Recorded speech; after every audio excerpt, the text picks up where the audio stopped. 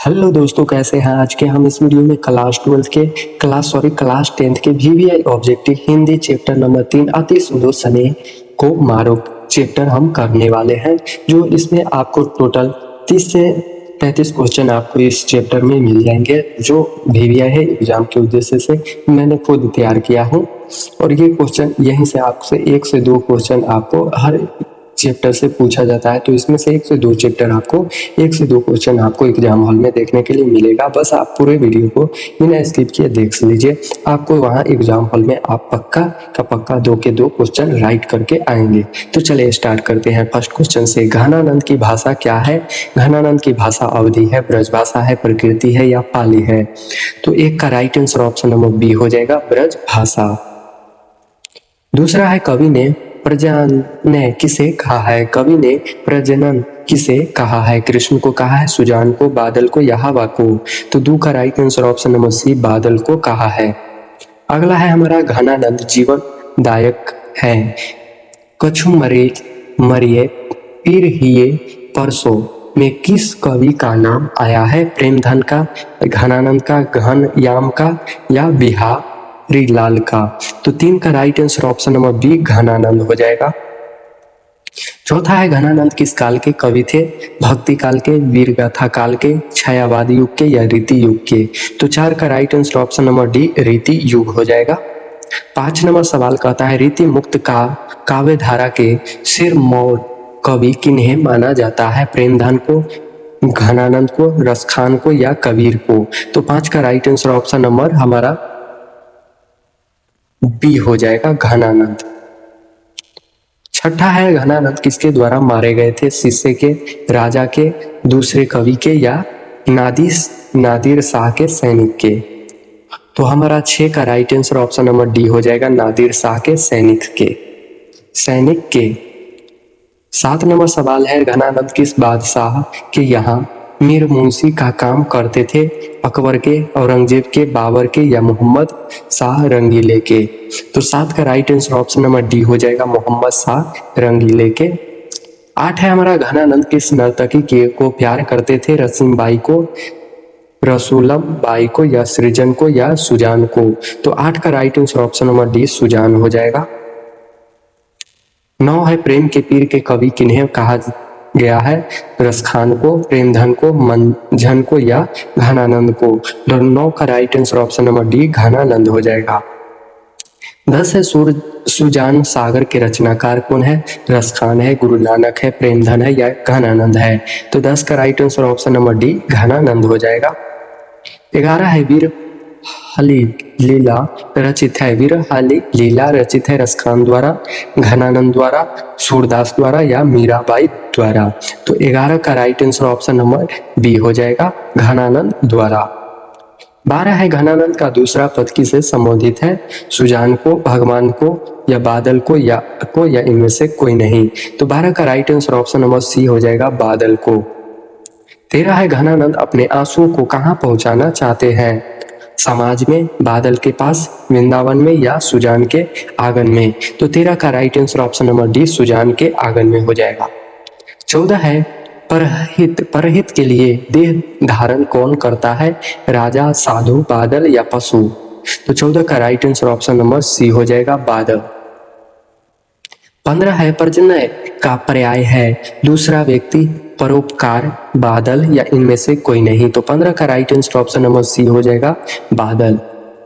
16 है सरसों का हिंदी मानक शब्द क्या होता है? सरस, सरसों का पौधा, रस बरसाओ या सरकना? तो 16 का राइट आंसर ऑप्शन नंबर हमारा सी हो जाएगा, रस बरसाओ। 17 नंबर सवाल देखते हैं। कवि ने प्रेम मार्ग को बताया है सरल एवं निश्चल, जटिल, नीरस या अहंकार युक्त? तो 17 का राइट आंसर ऑप्शन नंबर ए हो जाएगा, सरल एवं निष्कल। 18 है घनानंद के सुजान कहकर किसे संबोधित किया है? प्रीतम को, सामान्य जल को, साधुओं को या विद्वानों को? तो 18 का right answer option number A, Pritam को कहा है। 19 है नेकू का आधुनिक मानक रूप है? अच्छा, तनिक भी, कुछ नहीं या सबसे सुंदर। तो 19 का right answer option number B हो जाएगा, तनिक भी। 20 है घनानंद ने जीवन दायक किसे कहा है? सुजान को, ईश्वर को, बादल को या इनमें से कोई नहीं। तो 20 का right answer option number C हो जाएगा, बादल को। 21 है कवि घनानंद ने किस मार्ग को सबसे सरल कहा है? प्रेम मार्ग, साधना के मार्ग को, कर्म पंथ को या ज्ञान मार्ग को। तो 21 का राइट आंसर ऑप्शन नंबर ए हो जाएगा, प्रेम मार्ग को। 22 है घनानंद ने विरक्त होने पर अस्थायी रूप से कहाँ निवास किया है? हरिद्वार में, अयोध्या में, काशी में या वृंदावन में। तो 22 का right answer option number D, Vrindavan हो जाएगा। 23 है सुजान सागर किसकी कृति है? मतीराम की, धनानंद की, देव की या केशवा दास की। तो 23 का हमारा right answer option number B, Ghananand हो जाएगा। 24 है लाक्षणिक मूर्ति मता और प्रयोग वैचित्र के कवि कौन है? घनानंद है, सूरदास है, बिहारी है या तुलसीदास है। तो 24 का राइट आंसर ऑप्शन नंबर ए हो जाएगा, घनानंद। 25 है हमारा रीति मुक्त काव्य धारा के सिरमौर कवि किसे कहा जाता है? बिहारी को, घनानंद को, पद्मावत को या मती राम को। तो 25 का right answer option number B, Ghananand हो जाएगा। 26 है घनानंद कवि होने के साथ कौन और क्या थे? गायक थे, वादक थे या नर्तक थे या वक्ता थे। तो 26 का राइट आंसर ऑप्शन नंबर ए, गायक थे। 27 से कवि अपने आंसुओं को कहाँ पहुंचाना चाहते हैं? सुजान के आंगन से में या सुजान के दिल में या सुजान के हथेली पर या इनमें से सभी। तो 27 का हमारा राइट आंसर ऑप्शन नंबर ए हो जाएगा, सुजान के आंगन में। 28 से निस्वार्थ भाव से निश्चल होकर अपने को समर्पित कर देना किसका कथन है? सुजान का, धनानंद का, मोहम्मद शाह का या इनमें से कोई नहीं। तो 28 का right answer option number B, Ghananand हो जाएगा। 29 है घनानंद की महत्वपूर्ण रचना है? सुधा है, बैराग्य है, सुजान सागर है या इनमें से सभी है। तो 29 का right answer option number C, Sujan Sagar हो जाएगा। 30 है घनानंद की कृति का आधार है? सुजान हित है, धन, आनंद, कवित है, ए और बी दोनों या इनमें से कोई नहीं। तो 30 का right answer option number C, A और बी दोनों हो जाएगा।